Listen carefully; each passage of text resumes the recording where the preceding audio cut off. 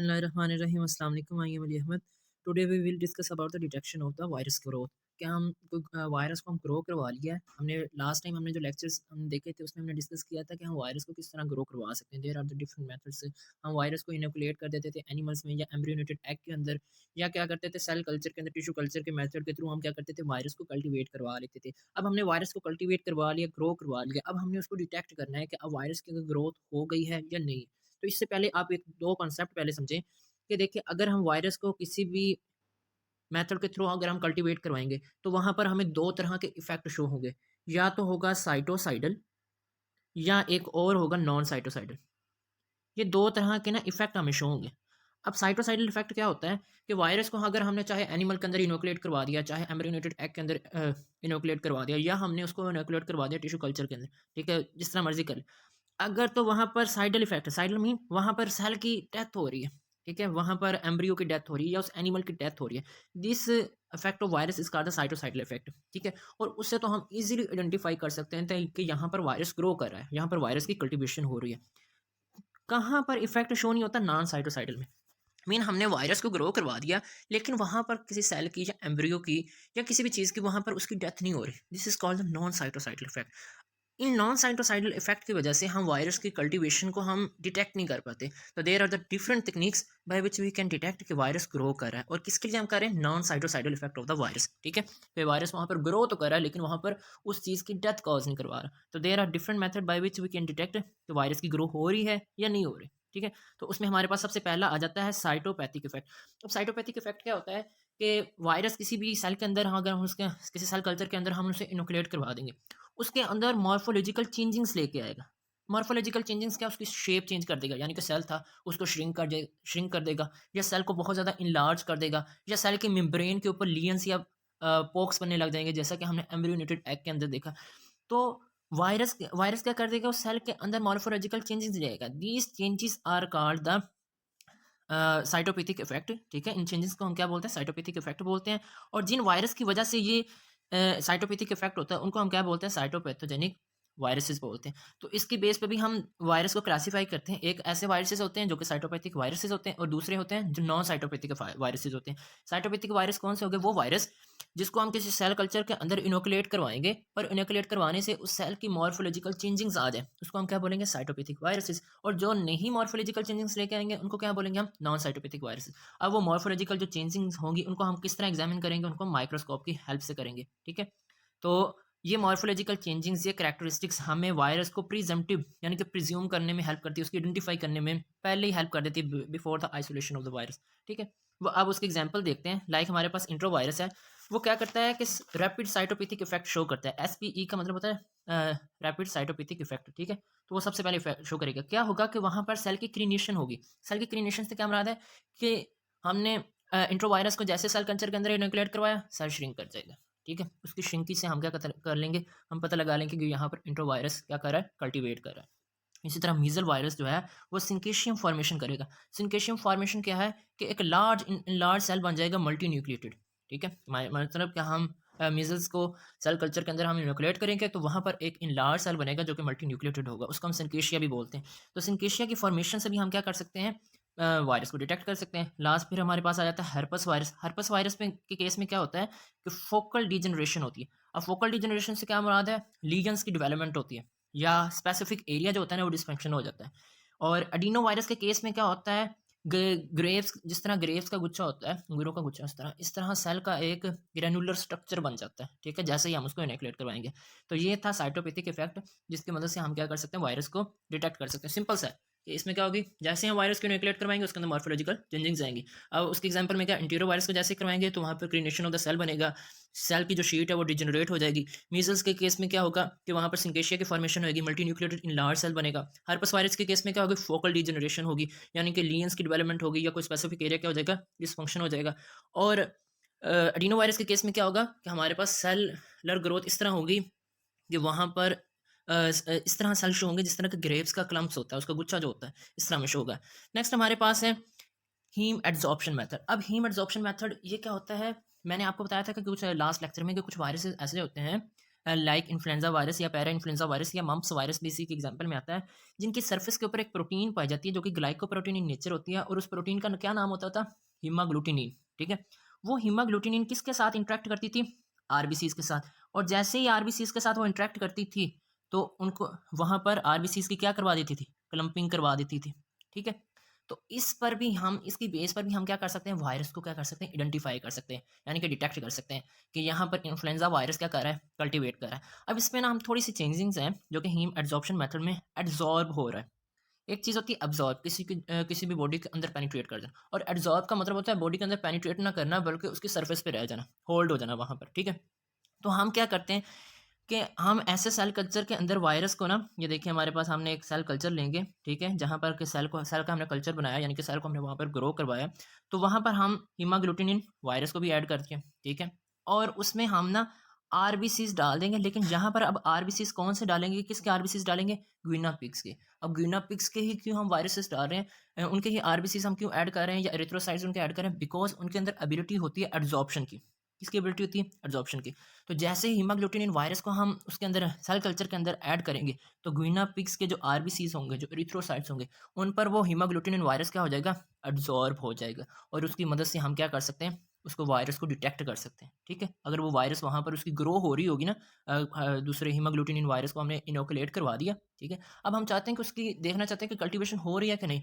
तो अगर तो आपको गुइनिया पिग्स की जो आरबीसीज़ है, उस पर आपको लेयर नज़र आ रही है, ठीक है, हीमाग्लूटिनिन की, तो इट्स मीन के वहाँ पर क्या हो रही है, किसकी कल्टीवेशन हो रही है? इन्फ्लुएंजा वायरस की हो रही है। तो इससे हम क्या कर सकते हैं? इन्फ्लुएंजा वायरस की जो ग्रोथ है उसको डिटेक्ट कर सकते हैं। समझ आ गई कि नहीं? नेक्स्ट हमारे ये मेथड क्या कहलाता है? हीम एडसॉर्प्शन कहलाता है, ये उसका डायग्राम है। नेक्स्ट हमारे पास है इंटरफेरेंस मेथड। अब इंटरफेरेंस मेथड में हम क्या करेंगे कि ये ज़्यादातर उन बैक्टीरिया के लिए किया जाता है जो कि नॉन साइटोपैथिक वायरस होते हैं, मीन जिनके अंदर मॉर्फोलॉजिकल चेंजिंग्स नहीं होती। अब हम क्या करेंगे कि हमारे पास हमने एक सेल का कल्चर बनाया, वहाँ पर हमने वायरस को भी इनोकुलेट करवा दिया। लेकिन हमें नहीं पता कि वहाँ पर हो रही है उसकी ग्रोथ या नहीं हो रही। तो उसको डिटेक्ट करने के लिए हम क्या करेंगे, एक और वायरस उसके अंदर ऐड कर देंगे। अब वो वाला हमने कौन-सा वायरस ऐड करना है, वो ऐसा वायरस होगा जो पहले से मौजूद वायरस की ग्रोथ को इनहिबिट कर देगा, ठीक है? अगर तो उसकी ग्रोथ इनहिबिट हो जाती है, ठीक है? उसकी भी तो कोई ना कोई चेंजिंग्स होंगी, या कोई कलर्स होगा, या किसी तरह की कोई और चेंजिंग होगी जिसकी वजह से वायरस की ग्रोथ जो होगी, या उसका कलर चेंज हो जाएगा, या उसके अंदर कोई और चेंजिंग्स आ जाएँगी जिनकी बेस पे हम क्या कर सकते हैं, डिटेक्ट कर सकते हैं कि जो हमने हमारा पहले से मौजूद वायरस है, उसकी ग्रोथ हो रही थी या नहीं हो रही थी। तो इसमें सिंपल सा क्या होता है कि हम पहले हमने वायरस ऐड किया हुआ है, उसकी बजाय हम एक और वायरस ऐड कर देते हैं जो पहले से मौजूद वायरस की क्या करवा देता है, डेथ कर देता है, या उसकी इन्हिबिशन करवा देता है। तो उस इन्हिबिशन से भी हम क्या कर सकते हैं वायरस को, कि वायरस की ग्रोथ हो रही है या नहीं हो रही, कल्टीवेट हुआ या नहीं हुआ, तो उसको भी हम डिटेक्ट कर सकते हैं। This method is called the interference method, कि हम इंटरफेयर कर देते हैं उसकी ग्रोथ में, ठीक है? सिंपल सा काम है कि पहले से मौजूद वायरस होगा, वहाँ पर हम एक और सेकंड वायरस डालेंगे, वो इसको क्या कर देगा, इनहिबिट कर देगा, और वहाँ पर हम उसकी ग्रोथ को क्या कर सकते हैं, डिटेक्ट कर सकते हैं। This method is called the interference method. Fourth हमारे पास मेथड आता है ट्रांसफॉर्मेशन मेथड, और ये मेथड जो होता है ये स्पेशली यूज़ किया जाता है फॉर ऑन्कोजेनेसिस वायरस के लिए। अब ऑन्कोजेनेसिस वायरस कौन से होते हैं? लास्ट लेक्चर में मैंने बताया था कि वो वायरसेस जो नॉर्मल सेल्स को कैंसरस सेल्स में चेंज कर देते हैं, ठीक है? अब हमने देखा जी, हमने यहाँ पर एक सेल कल्चर लेंगे, ठीक है? ये सेल कल्चर है, यहाँ पर हमने ऑन्कोजेनेसिस वायरस को ऐड कर दिया। अब हमें नहीं पता कि वो वहाँ पर कल्टीवेट कर रहा है या नहीं कर रहा, लेकिन हमें पता है कि वो नॉर्मल सेल को किसमें चेंज कर देगा? कैंसरस सेल में चेंज कर देगा। तो कैंसरस सेल्स क्या होते हैं? वो तो अनलिमिटेड ग्रो शो करते हैं, वो तो ट्यूमर्स बना देंगे। तो उन माइक्रो ट्यूमर्स की जैसे बनने स्टार्ट हो जाएँगे, उनके बेस पे हम क्या बता देंगे कि वायरस क्या कर रहा है? कल्टीवेट कर रहा है, ग्रो कर रहा है। तो this method is called the transformation method. तो इस मेथड में क्या होता है कि जो ऑन्कोजेनेसिस वायरस होते हैं उनको इनोकुलेट करते हैं सेल कल्चर में। इन्फेक्टेड सेल जो होता है वो क्या फिर करता है? ग्रो करता है। क्यों ग्रो करने लग जाता है फास्टली? क्योंकि वो नॉर्मल सेल्स को, जो ऑन्कोजेनेसिस वायरस है वो नॉर्मल सेल्स को किसमें चेंज कर रहा है? कैंसरस सेल में। वो तो अनडेफिनिटली वो ग्रोथ स्टार्ट कर देते हैं, अनलिमिटेड ग्रोथ उसमें स्टार्ट हो जाती है। तो इससे हम ऑन्कोजेनेसिस जो वायरस है उनकी प्रेजेंस को हम डिटेक्ट कर सकते हैं। तो this method is called the transformation method. Fifth हमारे पास है इम्यूनोफ्लोरेसेंस टेस्ट मेथड। अब इस मेथड में हम क्या करते हैं, सिंपल सा और बहुत ही कॉमनली यूज़ होने वाला मेथड है कि हमारे पास एक सेल कल्चर है, हम वहाँ से एक सेल लेंगे। अब वो सेल कहाँ से लेंगे हम? हम वो सेल लेंगे हम एंटी सीरम से। एंटी सीरम क्या होता है? Anti serum basically blood serum होता है जिसके अंदर स्पेसिफिक एंटीबॉडीज़ होती हैं। तो बेसिकली हमने यहाँ से क्या लेंगे? एंटीबॉडी लेंगे, ठीक है? सिंपल सा काम है, सेल कल्चर से हम सेल लेंगे। लेकिन सेल हमने कहाँ से लेना है? एंटी सीरम से। एंटी सीरम क्या है? एंटीबॉडीज़ पे मुश्तमिल ब्लड सीरम होता है। तो बेसिकली हम क्या लेने जा रहे हैं? एंटीबॉडी लेने जा रहे हैं। उसको हम स्टेन करेंगे। अब स्टेन उसको किससे करेंगे? फ्लोरोसेंट सब्सटेंस से, किसी भी फ्लोरेसेंट सब्सटेंस से। फ्लोरेसेंट सब्सटेंस कौन सी हो सकती है, या फ्लोरेसेंट डाई कौन सी हो सकती है? वो ऐसी सब्सटेंस जो कि फ्लोरेसेंस प्रोड्यूस करेगी। क्या मतलब? रेडिएशन प्रोड्यूस करेगी। वो रेडिएशन इनविजिबल भी हो सकती है, विजिबल भी होती है। मोस्टली केसेस में हम विजिबल यूज़ करते हैं, जिसको हम माइक्रोस्कोप के ज़रिए डिटेक्ट कर सकें। ठीक है? तो हम उसके साथ क्या करते हैं, एंटीबॉडीज़ के साथ किसको अटैच कर देते हैं, उसको डाई करते हैं किसके साथ? हम फ्लोरेसेंट किसी भी सब्सटेंस के साथ। अब ये हमारे पास ऐसी एंटीबॉडी तैयार हो चुकी है जिसके साथ किसकी स्टेनिंग हो चुकी है? फ्लोरेसेंट की। अब इसको हम क्या करते हैं, इसको हम बाइंड करवाते हैं किसके साथ? वायरल एंटीजन के साथ। ठीक है? ये सारा मैकेनिज़्म है उसका। जैसे ही ये फ्लोरेसेंट डाई वाला एंटीबॉडीज़ इसके साथ जाके कंबाइन होगा, बाइंड होगा, तो जो फ्लोरेसेंट जो है ना इसके साथ, वो एक्टिवेट हो जाएगा और वो फ्लोरेसेंट प्रोड्यूस करेगा, ठीक है? जैसे ही वो फ्लोरेसेंट प्रोड्यूस करेगा, लाइट प्रोड्यूस करेगा, तो हम उससे क्या अंदाज़ा लगा रहे हैं कि वहाँ पर अब वायरस जाके अटैच हो गया, उसकी ग्रोथ होनी स्टार्ट हो गई है, ठीक है? अगर वो अटैच ना होता, तो कभी भी फ्लोरेसेंट जो मटीरियल है, वो हमारा एक्टिवेट ही ना होता। तो अटैच हो गया, आगे इट्स मीन कि वो कल्टीवेशन स्टार्ट करने जा रहा है। तो this technique is called the immunofluorescent test, ठीक है? तो ये बहुत ही ज़्यादा डायग्नोस्टिक वायरोलॉजी में यूज़ किया जाता है कि इसमें क्या होता है कि some cell from the cell culture stain, उसको स्टेन किया जाता है फ्लोरेसेंट डाई के साथ, और वो कौन सा सेल होते हैं वो एंटी सीरम से सेलेक्ट किए जाते हैं, ठीक है? उसको हम फिर अल्ट्रावायलेट माइक्रोस्कोप के ज़रिए हम देखते हैं, ठीक है? और वो किसके साथ जाके बाइंड करता है? वायरल एंटीजन के साथ। जैसे वो जाके वो बाइंड करेगा, वहाँ से क्या होगी? प्रोड्यूस फ्लोरेसेंस प्रोड्यूस होगी, और उसकी बेस पे हम क्या कर सकते हैं? हम डिटेक्ट कर सकते हैं कि वो जो वायरस है, वो है या नहीं है, और उसकी कल्टीवेशन स्टार्ट होने जा रही है या नहीं होने जा रही। अब इसके ना आगे 2 मेथड होते हैं। एक होता है डायरेक्ट इम्यूनोफ्लोरेसेंट मेथड, और दूसरा होता है इनडायरेक्ट। डायरेक्ट में क्या होता है, हमने क्या कहा था कि इसमें एंटीबॉडीज़ जो होगी, उसके साथ क्या अटैच होगा? ये जो आपको ग्रीन कलर का नज़र आ रहा है ना, ये ग्रीन कलर का बेसिकली वो फ्लोरेसेंट मटीरियल है, जिसको हम फ्लोरोफोर टैग भी बोलते हैं, ठीक है? ये एंटीबॉडीज़ है, जो कि हमने सेलेक्ट की थी सेल कल्चर से। और ये है वायरल का एंटीजन। इसके साथ जैसे ही बाइंड होगा, ये देखें, ये हमारे पास क्या है?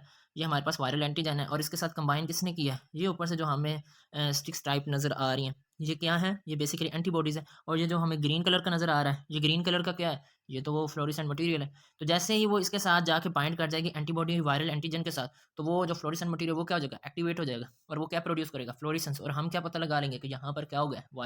वायरल एंटीजन जो है वो किसके साथ कंबाइन कर गया? सेल कल्चर के साथ, ठीक है? मीन हमने तो सेल कल्चर के अंदर इनोकुलेट ही करवाना था, तो इनोकुलेट हो गया कि नहीं? तो ये कहलाता है डायरेक्ट मेथड। इनडायरेक्ट मेथड में क्या करते हैं हम, यहाँ पर देखिए हम एक ही एंटीबॉडी यूज़ कर रहे हैं, उसको हम प्राइमरी एंटीबॉडी बोलेंगे, ठीक है? लेकिन यहाँ पर हम 2 एंटीबॉडीज़ यूज़ करेंगे। एक का नाम होगा प्राइमरी, और एक का नाम होगा सेकेंडरी एंटीबॉडी। अब प्राइमरी एंटीबॉडी में क्या होगा कि जो प्राइमरी एंटीबॉडी है, इसके साथ ये देखें, आपको कोई वो ग्रीन कलर का फ्लोरेसेंट मटीरियल नज़र आ रहा है? नहीं नज़र आ रहा। इसका काम सिंपल ये होता है कि इसने वायरल एंटीजन के साथ क्या करना है? कंबाइन करना है।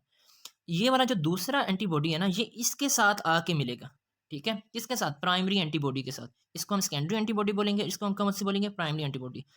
सिंपल सा काम है, क्या होगा कि प्राइम 2 एंटीबॉडीज़ हम यूज़ करेंगे इनडायरेक्ट मेथड में। जो प्राइमरी होगी वो किसके साथ जाके कंबाइन करेगी? वायरल एंटीजन के साथ। और सेकेंडरी एंटीबॉडी जाके किसके साथ कंबाइन करेंगी? जो पहले से हमने एंटीबॉडी डाल दी, यानी कि प्राइमरी एंटीबॉडी, उसके साथ कंबाइन करेगी। जैसे ही ये सेकेंडरी इसके साथ कंबाइन करेगी, जो फ्लोरेसेंट मटीरियल जो ग्रीन कलर का हमें नज़र आ रहा है, वो क्या हो जाएगा? एक्टिवेट हो जाएगा, और फ्लोरेसेंट प्रोड्यूस होगी, और हम डिटेक्ट कर लेंगे कि वायरस जो है वो अब सेल के अंदर इनोकुलेट हो गया है, ठीक है? और वहाँ पर अपनी ग्रोथ स्टार्ट करने जा रहा है। तो ये 2 मेथड है जिसके ज़रिए हम क्या करते हैं, हम वायरस को डिटेक्ट करते हैं। ये किसकी? 2 टाइप्स हैं इम्यूनोफ्लोरेसेंट टेस्ट की। एक है डायरेक्ट, और दूसरा कौन-सा है? इनडायरेक्ट मेथड है। लास्ट में हमारे पास आता है मेटाबॉलिक इन्हिबिशन। देखें, याद रखें, अगर हम वैसे वायरस को अभी 2 मिनट के लिए ज़हन से निकाल दें। सेल को अगर हम किसी मीडियम के अंदर ग्रो करवाएँ, ठीक है? और उसका कल्चर बनाएँ। कल्चर का मतलब है सेल को मल्टीप्लाई करवाया, ग्रो करवाया, ठीक है? तो वहाँ पर सेलुलर मेटाबॉलिज्म की वजह से ना एसिड की प्रोडक्शन होती है, ठीक है?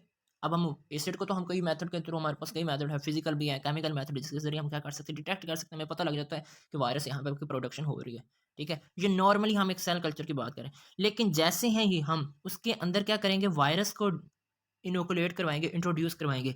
इस एसिड की जो प्रोडक्शन है, वो बननी बंद हो जाएगी, और जैसे ही एसिड की प्रोडक्शन बंद हो जाएगी, हम क्या करेंगे? इसके अंदर ना फिनोल डाल देंगे रेड कलर का, ठीक है?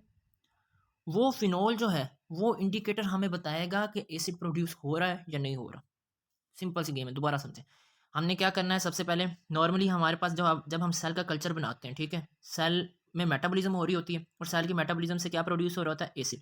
उस एसिड को हमने जानने के लिए ना हम उसमें फिनोल इंडिकेटर ऐड कर देते हैं, ठीक है? वो फिनोल हमें, अगर वो फिनोल का रंग जो है वो रेड कलर का शो हो रहा है, तो इट्स मीन वहाँ पर एसिड की प्रोडक्शन हो रही है, ठीक है? लेकिन जैसे ही हम वायरस को ऐड कर देते हैं इसके अंदर, ठीक है? तो वायरस को ऐड करने से एसिड की प्रोडक्शन क्या हो जाती है, स्टॉप हो जाती है और फिनोल रेड कलर शो नहीं करता। तो इसकी मदद से हम क्या कर सकते हैं, हमें पता लग जाता है कि वायरस अब उसके अंदर इनोकुलेट कर चुका है, अपनी प्रोडक्शन स्टार्ट कर दी है, ग्रोथ उसने स्टार्ट कर दी है। इसी वजह से वो सेल का मेटाबॉलिज्म का जो प्रोसेस है वो स्टॉप हो गया। तो ये 6 मेथड है जिसके थ्रू हम क्या कर सकते हैं, ये पता लगा सकते हैं कि जो वायरस है वो हमारे पास ग्रो कर रहा है या नहीं कर रहा। तो ये बेसिकली 6 मेथड्स है जिसकी मदद से हमने क्या पता लगाया कि वायरस की ग्रो हो रही है कि नहीं। पहला है साइटोपैथिक इफेक्ट, इसमें क्या होगा कि मॉर्फोलॉजिकल चेंजिंग्स आएंगे, ठीक है? उन मॉर्फोलॉजिकल चेंजिंग के बेसिस पे हम क्या करेंगे, वायरस को डिटेक्ट कर लेंगे कि उसकी ग्रोथ हो रही है या नहीं हो रही। सेकंड हमारे पास क्या होता है, हीम एडजॉर्प्शन मेथड, यहाँ पर क्या होगी, हीमाग्लूटिनेशन वायरसेस को हम ऐड करेंगे। हीमाग्लूटिनेशन वायरस में क्या होता है कि इनके पास एक प्रोटीन होती है आपकी सरफेस पे और ये स्पेसिफिक वायरसेस में ही होती है, यानी कि इन्फ्लुएंजा पैरा इन्फ्लुएंजा वायरस में। वो किसके साथ जाके आरबीसीज के साथ इंटरेक्ट करेगी, ठीक है? उसकी आरबीसीज के ऊपर एब्जॉर्ब हो जाएगी और उसके एब्जॉर्प्शन से हम क्या पता लगा लेंगे कि वहाँ पर वायरस की ग्रो हो रही है या नहीं हो रही। This test is called the haem absorption test. Interference में क्या होता है कि हमारे पास एक वायरस जो है उसको हमने इनोकुलेट किया हुआ है, हम सेकंड भी उसके अंदर ऐड कर देते हैं और सेकंड की खासियत ये होती है कि पहले वाले वायरस को क्या कर देते हैं, इनहिबिट कर देते हैं। अगर उसकी ग्रोथ जो है वो रुक जाती है तो उससे हम क्या करते हैं, हम डिटेक्ट कर लेते हैं कि पहले वायरस ने अपनी ग्रोथ स्टार्ट की थी या नहीं की थी, ठीक है? तो this test is called interference test. फिर उसके बाद है ट्रांसफॉर्मेशन टेस्ट। इसमें हम क्या करते हैं कि हम ऑन्कोजेनेसिस वायरस को हम ऐड करते हैं। ऑन्कोजेनेसिस वायरस कौन सा होता है, जो नॉर्मल सेल्स को किस में चेंज कर देते हैं, कैंसरस सेल्स में चेंज कर देते हैं। तो वहाँ पर जैसे कैंसरस सेल्स बनेंगे तो ट्यूमर्स की प्रोडक्शन होगी और उन ट्यूमर्स की प्रोडक्शन के बेस पे हम क्या बोल देंगे कि यहाँ पर जो वायरस है वो क्या कर रहा है, अपनी ग्रोथ को स्टार्ट कर चुका है। इम्यूनोफ्लोरेसेंस टेस्ट में हम क्या करेंगे कि सेल लेंगे हम सेल कल्चर में से, ठीक है? और वो हमारे पास क्या होगी, एंटीबॉडीज़ होगी, ठीक है? उसको हम डाई करेंगे किसके साथ, फ्लोरेसेंट मटेरियल के साथ। वो किसके साथ जाके कंबाइन करेगा, वायरल एंटीजन के साथ। तो जैसे ही वो जाके कंबाइन करेगा, फ्लोरेसेंट मटेरियल क्या करना शुरू कर देगा, ग्लो करना शुरू कर देगा, यानी कि उसके अंदर से रेडिएशंस निकलने लग जाएंगी। इसके आगे दो टाइप्स हैं, डायरेक्ट और इनडायरेक्ट। डायरेक्ट में सिर्फ एक ही प्राइमरी एंटीबॉडी होती है और इनडायरेक्ट में दो एंटीबॉडीज होती है, एक प्राइमरी और एक सेकेंडरी। प्राइमरी जाकर उसके साथ पहले वायरल एंटीजन के साथ कंबाइन करती है और सेकेंडरी जाके प्राइमरी एंटीबॉडी के साथ कंबाइन करती है। तो जैसे ही कंबाइन करती है उसका फ्लोरेसेंट मटेरियल ग्लो करने लगता है और हम पता लगा लेते हैं। लास्ट में हमारे पास मेटाबॉलिक इनिबिशन था। इसमें हम क्या करते हैं कि हमें पता होता है नॉर्मली सेल क्या करते हैं, एसिड की प्रोडक्शन कर रहे होते हैं, लेकिन जैसे ही वायरस को ऐड करते हैं उसकी वो एसिड की प्रोडक्शन स्टॉप हो जाती है। तो फिनोल रेड इंडिकेटर से हम पता लगा लेते हैं उसको। तो this is all about the lecture. अगर इसमें कोई मिस्टेक है या आपको कोई कन्फ्यूजन है तो आप कमेंट सेक्शन में पूछ सकते हैं। थैंक यू, खुदा हाफिज़।